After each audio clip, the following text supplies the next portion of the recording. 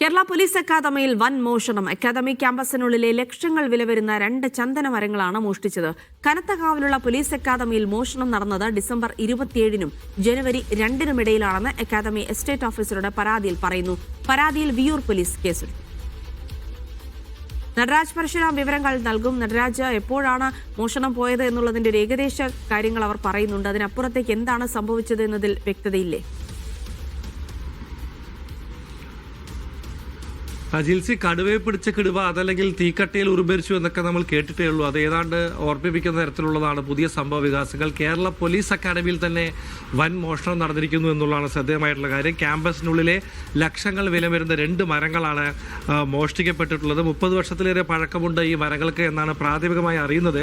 കനത്ത കാവലുള്ള ഈ അക്കാദമിയിൽ ഡിസംബർ 27-നും ജനുവരി 2-നും ഇടയിലുള്ള സമയത്താണ് ഇത് മോഷണം പോയിരിക്കുന്നത് എന്നാണ് പരാതിയിൽ പറയുന്നത്. അക്കാദമി എസ്റ്റേറ്റ് ഓഫീസറാണ് വിയൂർ പോലീസിൽ പരാതി നൽകിയിരിക്കുന്നത്. ഈ പരാതിയുടെ അടിസ്ഥാനത്തിൽ വിയൂർ പോലീസ് അന്വേഷണം തുടങ്ങി. ഈ സംഭവം നടന്ന പശ്ചാത്തലത്തിൽ കർശന ജാഗ്രത വേണമെന്ന അക്കാദമിയിൽ പുതിയ സർക്കുലർ അഡ്മിനിസ്ട്രേറ്റീവ് ഡിവൈഎസ്പി പുറത്തിറക്കിയിട്ടുണ്ട്. അക്കാദമിയിൽ രാജവൃക്ഷങ്ങൾ ഏറെ ഉണ്ടെന്നും ഇതിൽ കനത്ത കാവൽ വേണമെന്ന കാര്യം മറക്കരുത് എന്നുമാണ് സർക്കുലറിൽ പറയുന്നത്.